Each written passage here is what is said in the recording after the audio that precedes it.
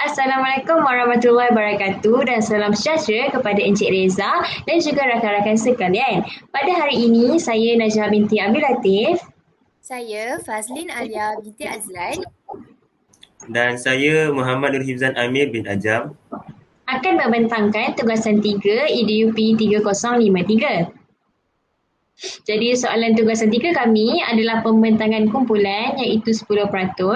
Bentangkan secara berkumpulan bagaimana laman web yang dibina dapat digunakan oleh pasukan anda dalam proses pengajaran dan pembelajaran berpandukan model reka bentuk pengajaran Azure. Jadi pertamanya kita kena tahulah apakah Azure. A adalah analisis learner iaitu analisis murid. S state objektif menyatakan objektif. S select method, media and materials, pilih kaedah, media dan bahan pengajaran. U utilize media and materials, guna media dan BBM. R require learner participation, dorong pelibatan pelajar. Dan E evaluate and revise iaitu nilai dan semak. Okay, yang pertama kita akan pergi kepada A iaitu analisis learner, analisis murid. Yang pertamanya ciri-ciri umum. Okey, kelas yang kami lakukan ujian ini adalah 2 melur. Tahap murid adalah sederhana. Bilangan murid 30 orang, umur 8 tahun dan lokasi sekolah terletak di luar bandar. Okay, pengetahuan sedia ada terhadap murid ni, murid selalu mengemas rumah sekali seminggu bersama keluarga. Yang kedua, murid sentiasa menjaga kebersihan diri dan persekitaran ketika berada di rumah. Okay, gaya pembelajaran. Model gaya pembelajaran VAK. VAK ni adalah visual, kinestetik dan auditory. VAK ni dia menguji 3 jenis deria iaitu penglihatan, pergerakan dan juga pendengaran. Okey, yang keduanya adalah state objektif, iaitu menyatakan objektif. Okey, daripada segi kognitif, di akhir pembelajaran, murid dapat menggunakan 3 imbuhan awalan dalam ayat dengan betul dan tepat.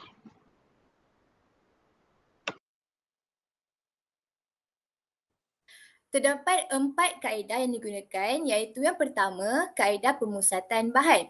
Kaedah pemusatan bahan ini merupakan bahan yang digunakan itu merupakan yang penting dalam pengajaran dan pembelajaran dilaksanakan dalam bilik darjah. Sebagai contoh, komputer riba, laman sawang yang digunakan dan sebagainya. Itu yang pertama.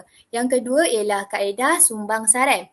Sumbang saran ni menggalakkan murid untuk menggunakan imajinasi mereka secara kreatif. Tujuannya untuk mencari idea-idea baru serta kombinasi idea antara murid dan juga guru. Selain itu, guru dan murid juga akan menjalankan komunikasi dua hala. Itu yang kedua. Yang ketiga ialah kaedah penerokaan. Kaedah ini bertujuan untuk meningkatkan pembelajaran murid melalui penemuan kendiri. Peranan guru hanyalah menyediakan alatan tertentu. Sebagai contoh, website ini hanya menyediakan pengetahuan dan juga penyelidikan tentang satu topik dan murid akan explore sendiri. Itu yang ketiga. Yang keempat ialah kaedah pemusatan murid. Okey. Murid memainkan peranan yang penting sedangkan guru hanyalah sebagai fasilitator sahaja. Selain itu, komunikasi juga akan berlangsung. Okey, itu kaedah pengajaran yang digunakan. Seterusnya, kita pergi kepada media yang digunakan.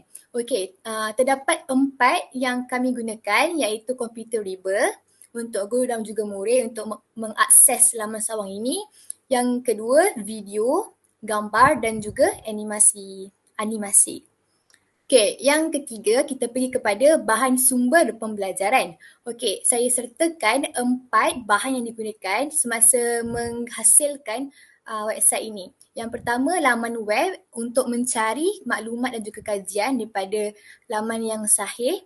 Yang kedua, buku teks untuk pembelajaran disanakan menepati DSKP dan tajuk yang terdapat dalam buku teks. Yang ketiga ialah media seperti gambar kartun, video animasi daripada YouTube dan sebagainya. Yang terakhir ialah buku ilmiah seperti jurnal, surat khabar dan sebagainya.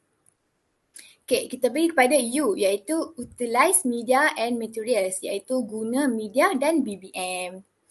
Okay, elemen multimedia seperti video animasi digunakan untuk memberikan kefahaman yang jelas kepada murid tentang topik pembelajaran sekaligus menjadikan murid menjadi lebih fokus.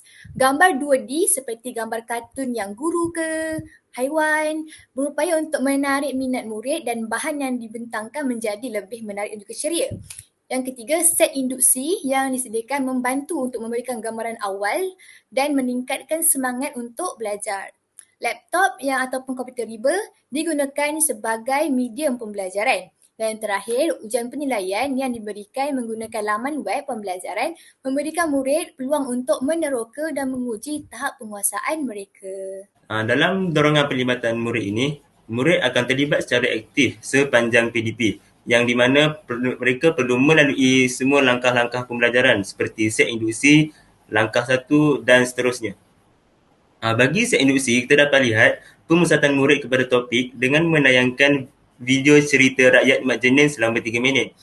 Video yang ditayangkan ini terdapat pada laman web yang telah disediakan, di mana murid-murid perlu meneliti dan memerhati video yang telah mereka tonton dan mereka perlu menganalisis video tersebut dengan mengenal pasti kata imbuhan awalan yang terdapat dalam video.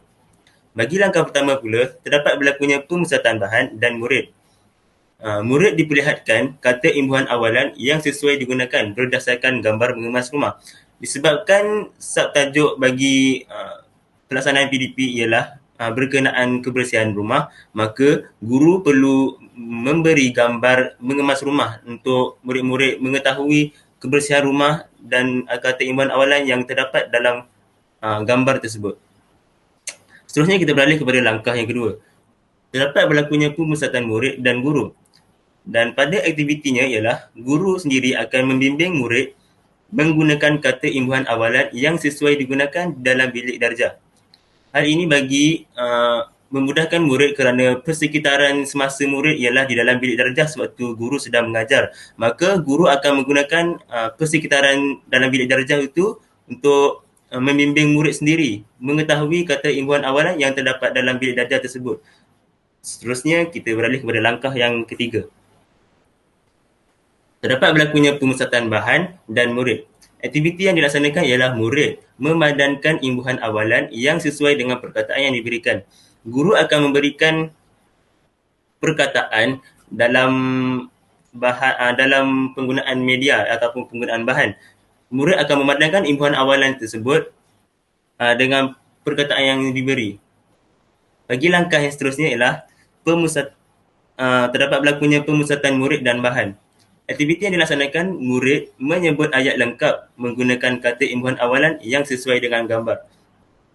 Bahan digunakan iaitu gambar digunakan untuk murid memerhati penggunaan kata imbuhan yang sesuai dengan gambar yang diberikan. Sebagai contoh, gambar guru sedang mengajar. Maknanya murid akan mengenal pasti perbuatan itu dan mengenal pasti kata imbuhan awalan yang berlaku dalam gambar tersebut. Akhir sekali, penutup. Pada penutup, berlakunya pemusatan guru dan murid serta bahan. Di sini, murid akan membuat latihan yang diberikan oleh guru melalui aplikasi Workball yang juga disediakan dalam laman web yang diberikan. Murid akan menggunakan Workball untuk menjawab soalan-soalan yang diberikan dan guru akan memerhati serta membimbing murid tersebut. Bahan juga digunakan kerana laman web itu merupakan bahan sendiri. Seterusnya kita beralih kepada evaluate and revise, iaitu nilai dan semak. Kita mulakan dengan nilai pencapaian murid. Memberikan 5 kata imbuhan awalan di akhir pengajaran supaya murid dapat memadankan 5 kata imbuhan awalan dengan kata dasar yang sesuai untuk menguji kefahaman murid. Pada pencapaian murid ini, guru akan menilai pengetahuan murid dan kefahaman murid berkenaan kata imbuhan awalan. Dan akhir sekali, murid perlu membuat kesimpulan dan rumusan daripada keseluruhan pembelajaran dan media yang digunakan. Murid boleh menggunakan peta iThink ataupun Mendamed dan mereka perlu melaksanakannya secara kumpulan kerana kaedah sumbangsaranan adalah sangat diterapkan dalam PDP kali ini. Seterusnya, Seterusnya kita beralih kepada nilai dan semak keberkesanan media. Hal ini dilaksanakan selepas pengajaran dan media ini dinilai setelah dapat mengetahui keberkesanan media terhadap pengetahuan murid berkenaan kata imbuhan awalan. Maknanya, penggunaan media akan diketahui keberkesanannya apabila dapat mengetahui tahap kefahaman murid berkenaan media yang digunakan ini.